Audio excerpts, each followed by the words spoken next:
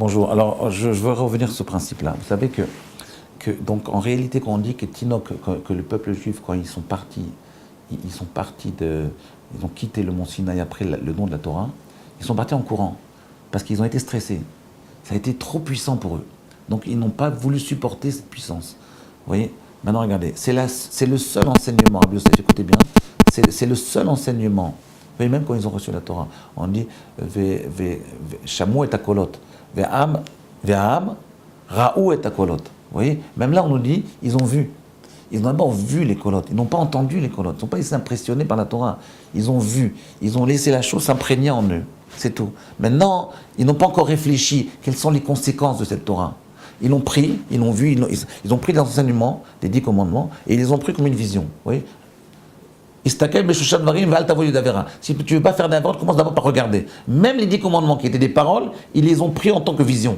Oui, ça aussi, c'est pour ne pas trop être drogué. C'est pas, on ne nous robotise pas. On ne nous dit pas réfléchis comme ça. On dit voilà, la puissance de la Torah elle est là. Maintenant tu la comprends pas. C'est ça qui les a stressés.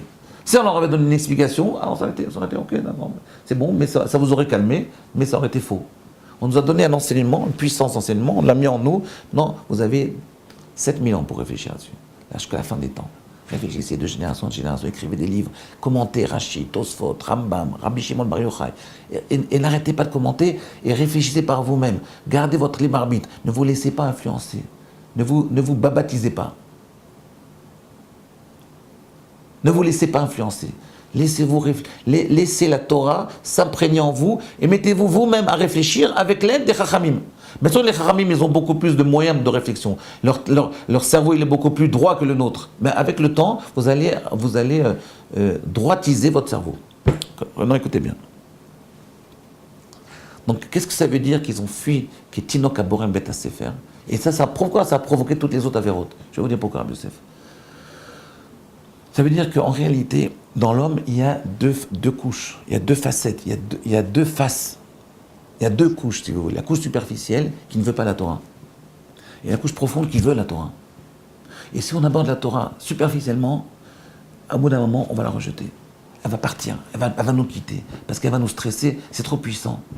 Oui, je vais vous raconter une autre histoire. J'ai une autre histoire.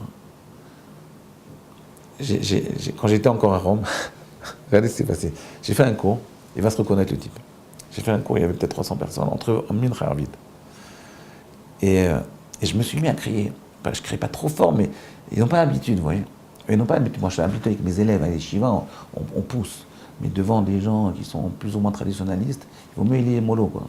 Eux, ils préfèrent des discours plus inodores. C'est des rabbins gentils qui vous disent, voilà, vous savez, il faut mettre les téfilines, il faut se lever le matin, Shabbat, c'est bien.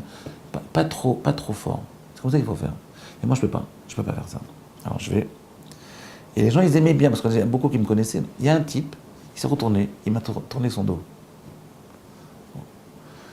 Alors, bon, qu'est-ce que j'ai fait? J'ai dit, vous savez, il y a même des gens qui, tellement ils n'aiment pas la Torah, quand ils entendent un devoir de Torah, ils se retournent, ils montrent leur dos. Alors tout le monde dit, ah Gérard, on parle de toi. Et j'ai dit, mais c'est pas grave, montrez votre dos, mais écoutez. Écoutez de loin. Écoutez, après faites-vous une idée de ce que vous faites, de ce que je vous dis. Écoutez bien ce que je vous dis. Écoutez. Vous voyez, la tendance naturelle, c'est d'être contre la Torah. Mais si l'homme, il arrive à casser, à déchirer cette coquille-là, à ce moment-là, il va pouvoir sentir la puissance de la Torah. Vous voyez, il y a une personne hier qui m'a dit, mais comment vous faites pour ramasser? Je ne comprends pas. Qu'est-ce que vous vendez? Quand vous allez ramasser pour les yeshiva, mais vous vendez quoi? Pour ramasser de l'argent, il faut vendre quelque chose. Qu'est-ce que vous vendez? Comment vous pouvez leur dire, vous avez des élèves qui étudient la Torah, ils ne connaissent même pas les élèves, ils ne savent même pas où est votre yeshiva, comment ils peuvent vous donner? Qu'est-ce que vous vendez? Je vous dis la vérité, je n'ai pas de réponse. C'est Atadishmaya. Quand un homme il se connecte à la Torah, quand vous arrivez à vous connecter à la Torah, à ce moment-là, vous vivez dans un espace, l'espace Torah, c'est un espace qui perd la logique du monde matériel. Vous sortez un peu de la logique du monde matériel. Les principes sont un peu différents. Vous avez une bracha qui dépasse, quand par exemple un homme, il se met à étudier la Torah. Oui. Qu'est-ce que la plupart des hommes d'affaires ils font? Ils vont demander des brachot. C'est bien, mais il y a une bracha qui est 10 fois plus grande que celle-là. C'est vous-même étudier la Torah. Mettez-vous vous-même, entrez vous-même dans la Torah. C'est-à-dire essayer de réfléchir dans les textes de Torah. Si l'homme il se met à réfléchir dans les textes de Torah par lui-même, pas d'afayomi, plus que d'afayomi, prenez même 2 lignes, prenez un rabbin, il vous explique, réfléchissez là-dessus, vous allez voir votre tête, vous allez commencer à prendre un peu plus de distance par rapport à l'actualité. Et ça va vous donner une puissance en tant qu'humain, une puissance de Gdusha de Torah. Vous voyez, cette puissance de Gdusha de Torah, elle vient par le fait que vous réfléchissez sur les textes de Torah, qui sont des textes qui n'ont pas de temps, qui ne sont pas liés au temps. Ils sont de toutes les périodes, de toutes les époques. Ouais, dans le monde actuel, on peut continuer à réfléchir sur des textes de Torah, à Machlif Para Vechamor. Je ne vais pas traduire parce que ça va vous choquer. Machlif Para Vechamor. Tous les textes de Torah, ils sont encore aujourd'hui accessibles. Ils sont compréhensibles dans le monde technique, technologique dans lequel on vit. Ils continuent à être d'actualité. Vous voyez ? Ce qui n'est pas d'actualité, c'est justement les chaînes d'actualité.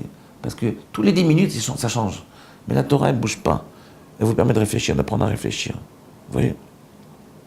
En réalité, quand vous arrivez à dépasser cette première couche superficielle où la Torah vous fait peur un peu, vous voyez, finalement, le type, quand j'ai dit, bon, c'est pas grave, n'écoutez pas, laissez-vous vous bercer par la chanson de la Torah. Mais à un moment, il s'est retourné.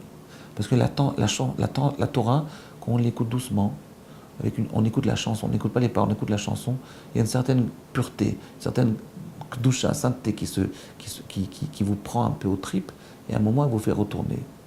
Et elle vous permet d'écouter. Donc il faut essayer d'aborder la Torah d'une façon modérée, d'une façon claire. Oui, essayez de comprendre les principes, essayez par vous-même de réfléchir sur les textes de Torah, vous allez voir, ça va vous donner une nouvelle dimension. Vous allez aborder la Torah avec votre intériorité, pas avec votre extériorité, pas avec votre cerveau, avec votre intériorité. L'intériorité, si vous voulez, c'est la connexion entre le cerveau et le cœur. Voilà. À bientôt.